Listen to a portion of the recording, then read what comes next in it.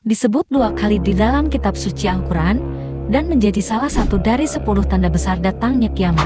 Gog dan Magog, atau yang biasa kita dengar dengan nama Ya'juj Ma'juj, adalah sesosok makhluk yang bengis dan sangat ditakuti keberadaannya. Makhluk itu sampai saat ini kehadirannya masih dirahasiakan oleh Allah.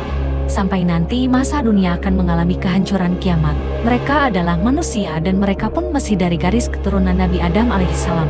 Sebagaimana hadis yang dikeluarkan oleh Al-Hakim dan Ibnu Mardawayh dari jalur Abdullah bin Amr bahwa Ya'juj dan Ma'juj dari keturunan Nabi Adam. Di belakangnya adalah 3 umat. Tidaklah di antara mereka mati melainkan mereka tinggalkan 1000 keturunan berikutnya. Namun, siapakah sebenarnya mereka dan bagaimana kemunculannya di akhir zaman? Kita akan ungkap lebih dalam setelah yang satu ini.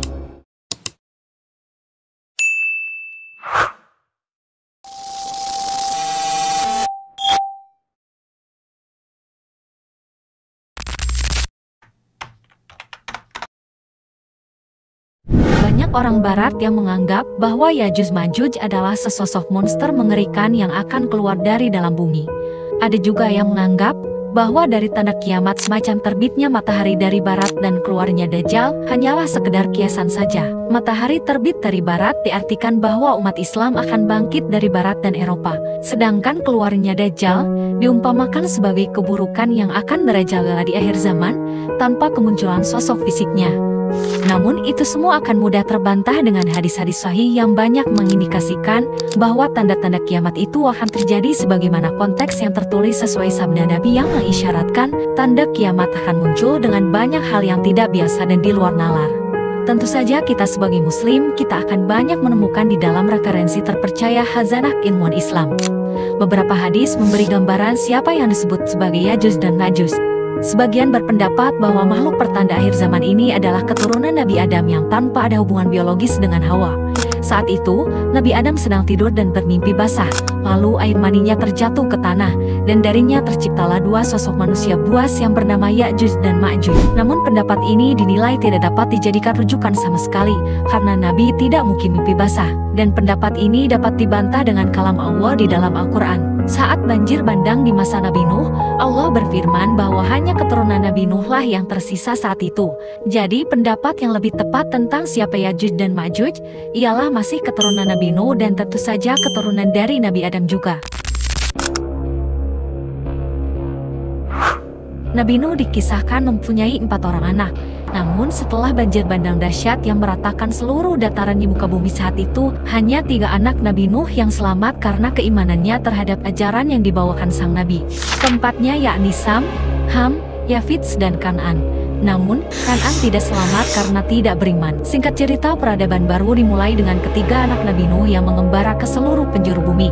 Sam menjadi awal mula terbentuknya bangsa Arab, yakni Palestina, Yordan, Libanon, dan lainnya. Dan Ham menjadi nenek moyang bagi bangsa Afrika semisal Mesir, Libya, Aljazair, dan lainnya. Sedangkan Yafits pergi ke barat sehingga melahirkan bangsa Eropa, Turki, dan sekitarnya. Dari Yafits inilah lahirlah anaknya yang bernama Maguf. Dan dari keturunan Maguf inilah membentuk sebuah suku. Yang mana suku ini berperilaku sangat kejam dan bengis serta bisa dibilang tidak memiliki perasaan kemanusiaan sama sekali. Pada intinya suku inilah yang kemudian dikenal dengan sebutan Ya'juj dan Ma'juj. Jelasnya bahwa Ya'juj dan Ma'juj adalah manusia seperti yang kita sebutkan sebelumnya. Tentu Ya'juj Ma'juj memiliki ciri fisik sebagaimana makhluk kasat mata seharusnya. Dalam hadis riwayat Ahmad disebutkan bahwa Ya'juj Ma'juj memiliki wajah yang lebar, mata yang sipit, serta memiliki rambut yang pirang.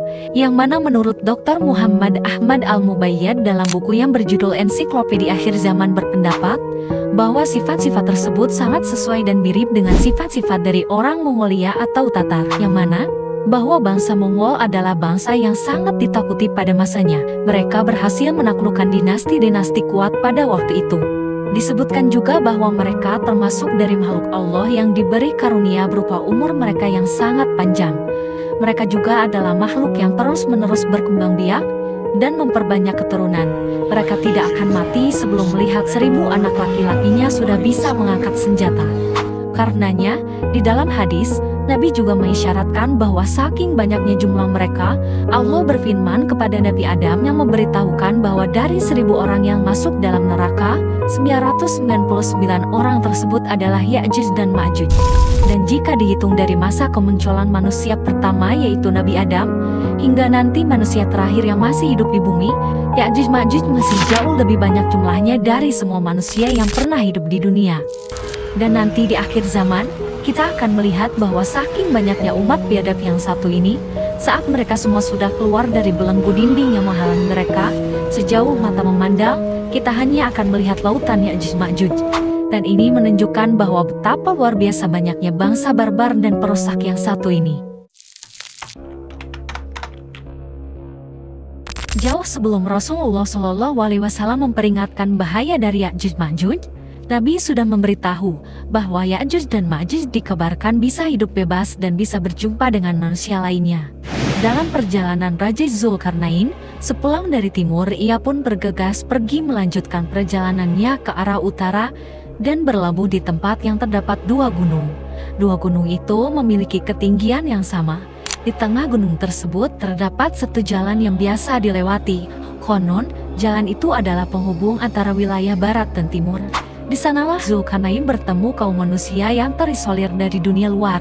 Mereka kurang cakap dalam berbahasa, namun Zulkarnain memahami saat mereka mengeluhkan tentang dua kaum yang sangat mengganggu mereka dalam kehidupan sehari-hari.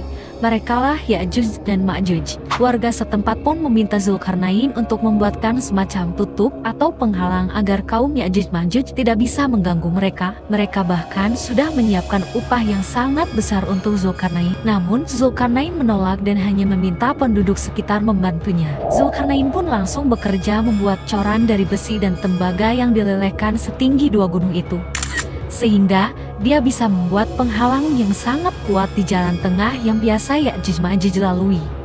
Akhirnya, Ya'juj Ma'juj pun tak bisa melewatinya karena kehendak Allah Subhanahu wa Ta'ala.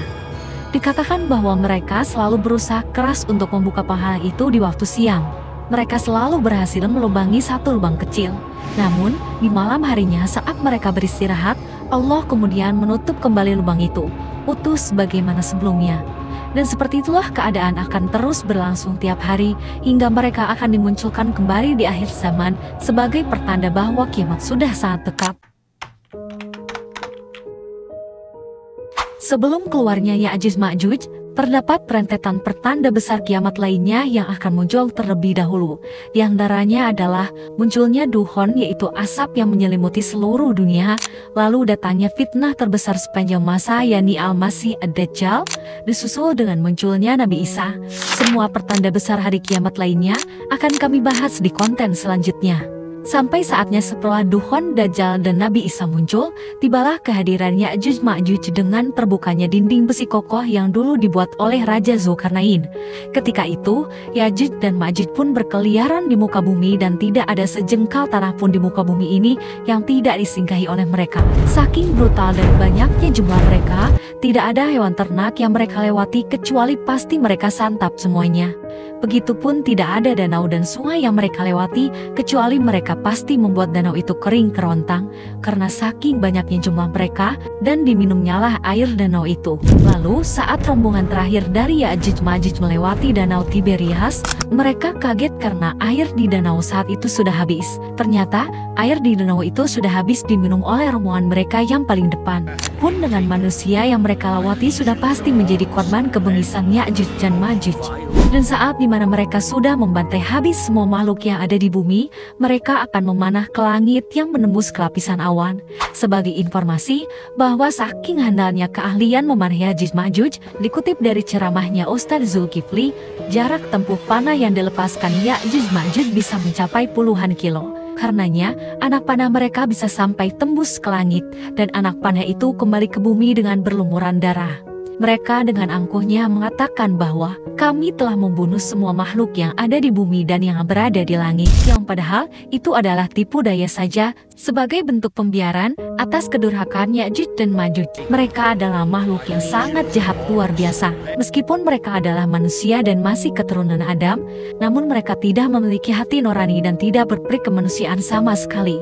Jika kita pernah mempelajari beberapa amalan ayat-ayat untuk terhindar dari fitnah Dajjal, maka untuk menghadapi Ya'juj Ma'juj, tidak ada satupun amalan khusus agar kita bisa terhindar dari mereka. Hanya berdoa dan bersembunyilah yang bisa kita usahakan di akhir zaman nanti. Bahkan Nabi Isa yang turun ke bumi untuk ditugaskan membunuh Dajjal sekalipun, Allah perintahkan untuk bersembunyi dan ditakdirkan tidak akan pernah bisa membunuh mereka dengan tangannya langsung. Lalu ketika keadaan semakin memburuk, Nabi Isa pun berdoa kepada Allah untuk memusnahkan Ya'juj dan Ma'juj. Maka waktu itu pula Allah datangkan ulat yang entah dari mana asalnya. Ulat-ulat itu menggerogoti setiap jengkal tubuh Ya'juj dan Ma'juj, sehingga hanya dalam semalam saja semua Ya'juj Ma'juj sekarat dan mati saat itu juga. Saking banyaknya dan tertumpuknya bangkai mereka, dikatakan bahwa kita akan sampai kesulitan menginjak tanah karena terlalu mustahil untuk membersihkan satu persatu bangkai Ya'juj Ma'juj. Lantas, sekali lagi Nabi Isa berdoa agar Allah menunjukkan kekuasaannya agar bumi bersih dari bangkai-bangkai mereka. Tak lama saat waktu duha tiba, muncullah gerombolan burung raksasa.